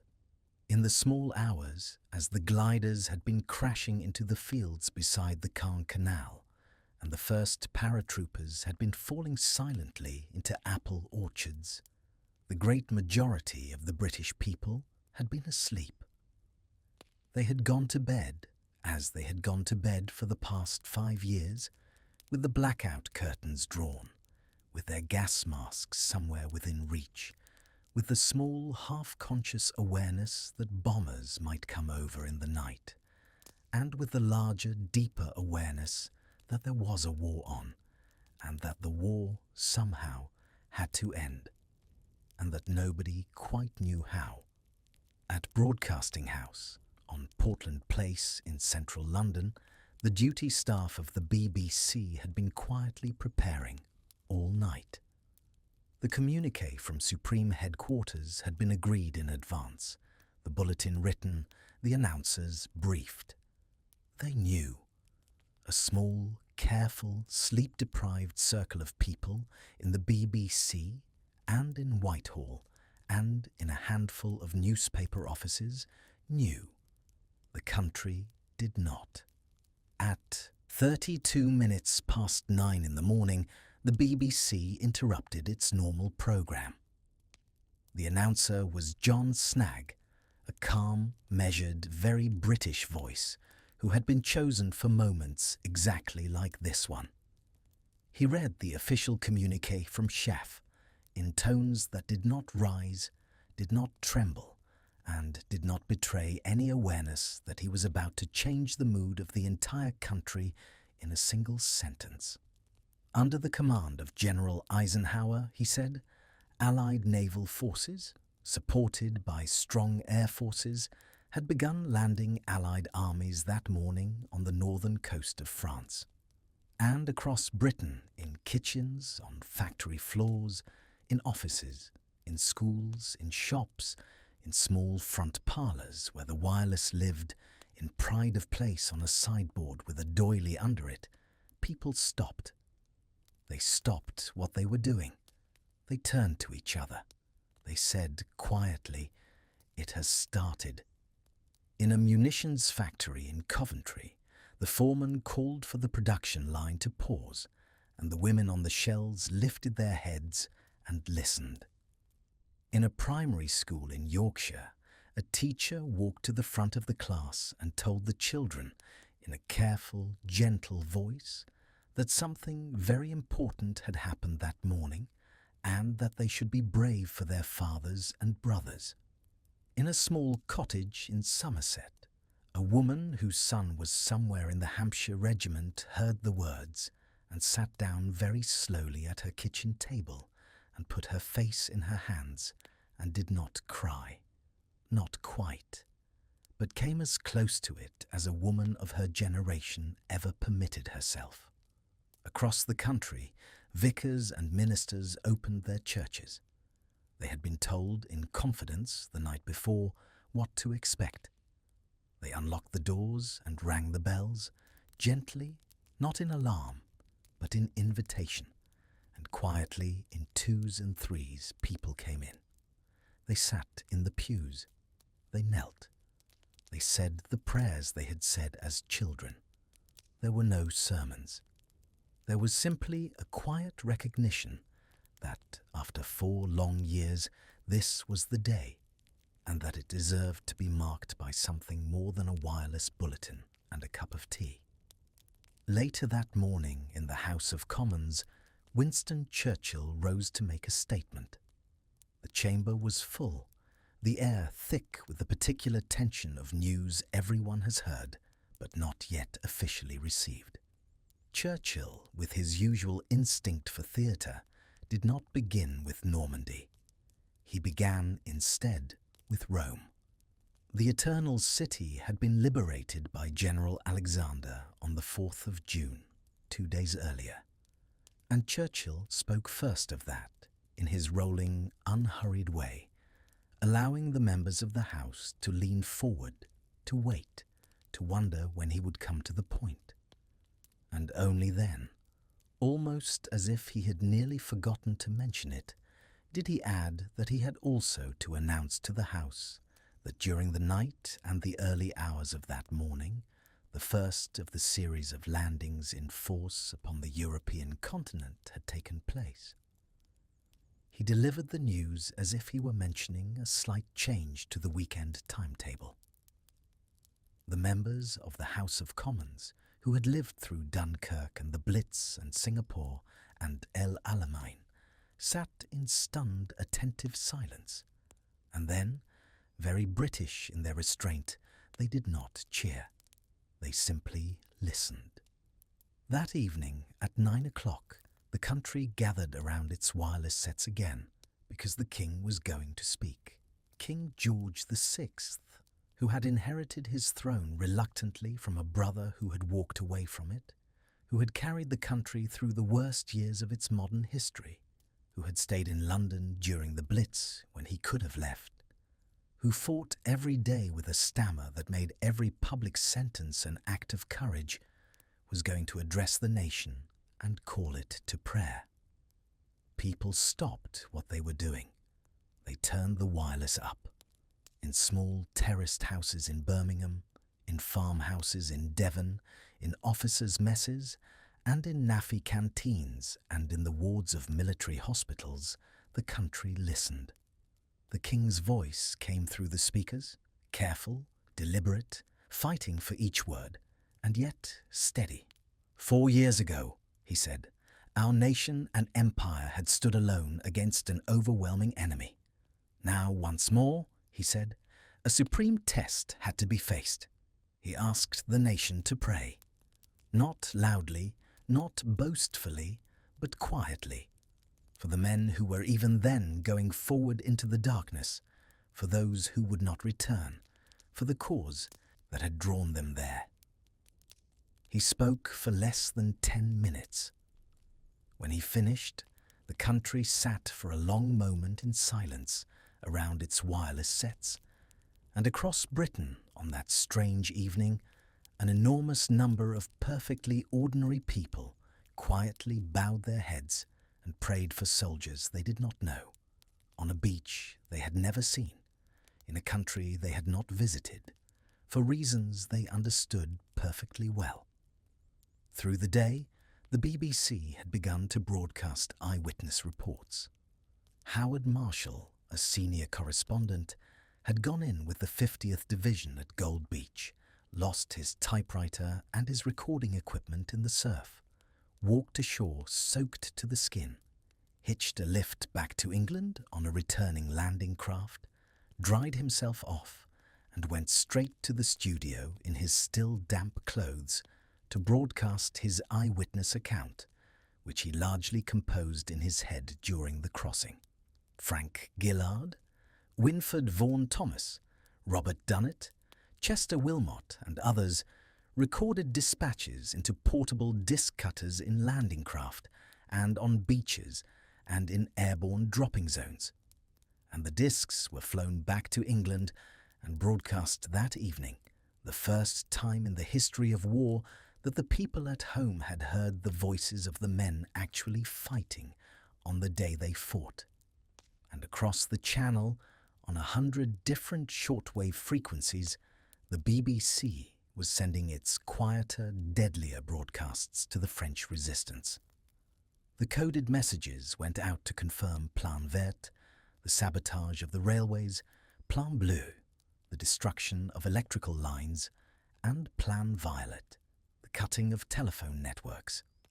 Across Normandy, across Brittany, across the whole of France, ordinary men and women crept out into the night and blew up rails and cut wires, and in doing so slowed the German reinforcements moving toward the bridgehead, sometimes by hours, sometimes by days, often at the cost of their lives. Through it all, the mood at home was not euphoric. That was the strange thing. It was not the mood of celebration. It was something quieter and deeper. Britain had been at war for nearly 5 years. Almost every family had lost somebody, or knew somebody who had lost somebody. The pubs that evening were busier than usual, but not louder. People drank in a thoughtful way. They lifted their glasses to absent friends. They said quietly, "Well, here we go." And there was, beneath the relief, a steady pulse of dread, because everybody knew that landing on the beach was not the same as winning the war. Everybody knew there were husbands and sons and brothers who had been alive that morning, who would not be alive that night. Everybody knew, too, that the Germans had not yet finished with Britain. Just a week later, on the 13th of June, the first V-1 flying bomb would fall on London, the buzz bombs that hummed across the channel and cut their engines and fell in silence onto the streets. And for the people in the south of England, the war would, for a moment, get worse before it got better. That night in Normandy, the men who had stormed the beaches were digging in. They were tired beyond words. They scraped shallow trenches in the dark soil of the bocage and ate cold rations from tins and listened to the rumble of distant tanks somewhere out beyond the hedges, and tried, against everything, to sleep. In the lanes behind the beaches, the temporary cemeteries had already been marked, the way temporary cemeteries always were, with rifles thrust bayonet first into the earth and tin helmets balanced on the butts. The graves registration teams were beginning their patient, terrible work, gathering identity discs, recording names, marking the places where men lay so that one day, in calmer years, they could be properly laid to rest. The wounded were being evacuated back across the channel through the long summer dusk on landing craft converted into hospital ships and brought into the harbours of Hampshire and Sussex through the night. At Netley Hospital, the great red brick Victorian military hospital outside Southampton, hundreds of stretchers came in over the course of the next 24 hours, and the nurses, many of them very young, worked through the night in lamplight and quiet professionalism. Small ambulances and hospital trains moved the wounded inland to hospitals across the country, to Birmingham and Leeds and Manchester, where the war for those men was over. At Southwick House, the great plotting room never slept. The Wrens stayed at their tables, pushing markers across the map as new reports came in, every hour, every half hour. Eisenhower paced. Montgomery, characteristically, went to bed at his usual time because he believed in proper rest and trusted his subordinates to manage the night. Ramsay watched the naval picture with quiet satisfaction. The casualty figures came in slowly and were lower than feared, and the bridgehead, though shallow, was holding. In London, in the cabinet war rooms beneath Whitehall, Winston Churchill sat up late, smoking, drinking, dictating. Caen, the great prize, the city that was supposed to fall on D-Day itself, was still in German hands and would remain so for weeks. The Bocage country beyond the beaches was beginning to reveal itself as a more difficult terrain than the planners had quite admitted to themselves. The long campaign was only just beginning, but the bridgehead held. The men were ashore, and across Britain, as the long June twilight at last gave way to night, in millions of small dark houses with their blackout curtains drawn, ordinary people went finally to bed. Some prayed again, briefly, into their pillows. Some lay awake. Some slept the hard, dreamless sleep of people who had been holding their breath all day. And somewhere above them, very high up in a sky now clearing toward dawn, the bombers were going out again, droning eastward, carrying the war into the long, slow, terrible summer that lay ahead. The bridgehead held, but the war did not end on that beach. The battle for Normandy would last another 11 weeks, a slow, grinding, hedgerow-by-hedgerow campaign through the Bocage, where every field was a fortress and every lane a possible ambush. Caen, the proud objective for D-Day itself, would not fall fully into British hands until the 19th of July. Operations: Epsom, Charnwood, Goodwood, Totalize, names that meant little to the men carrying rifles through the wheat, would slowly bleed the German armour white and pin the panzers in the east, so that at the end of July the Americans could break out at Avranches and pour into the open country of France. Of the roughly 156,000 Allied soldiers who landed on D-Day, around 83,000 were British and Canadian. Over 4,400 Allied men died on that single day. They were stubborn, ordinary, unremarkable men. They were factory workers and farm boys and bank clerks and miners. They were the kind of soldiers who grumbled about their tea and complained about their boots and went forward anyway when the ramps dropped. They were not heroes in the way the films would later make them. They were tired men in damp wool, with bad cigarettes and worse rations, who simply did the thing in front of them, and then the next thing, and then the next, until eventually, somehow, the job was done. They were, most of them, frightened. They were also patient and resigned and quietly funny in a very British way, even when nothing was funny at all. They were doing their best with what they had, which was not very much. They did not know they were making history. They knew only that they were cold and wet and a long way from home, and that the war had been going on for what felt like forever, and that this, at last, was the way back. We owe them the simple courtesy of not judging them and not romanticizing them, but just remembering them, gently as they were. Tonight, as you lie in your warm bed, with your soft pillow and your quiet ceiling, and the small hum of the modern world keeping watch in the next room, maybe spare a quiet thought for the boys in the landing craft and the pilots in the gliders, and the wrens at the plotting tables, and the women weeping at kitchen sinks, and the king speaking carefully into a microphone, fighting for every word. They cannot hear you thinking of them, but you can think of them anyway. It costs nothing, and it is, perhaps, the only currency they would have understood. If this slow telling has helped carry you towards sleep, you might, very gently, consider subscribing, so that another quiet night will find you another quiet history. Perhaps the long summer of the Battle of Britain, or the dust and stars of the 8th Army on the road from El Alamein, or the soft, strange world of the codebreakers at Bletchley Park. Leave a comment, if you like, with a story you would like to hear next.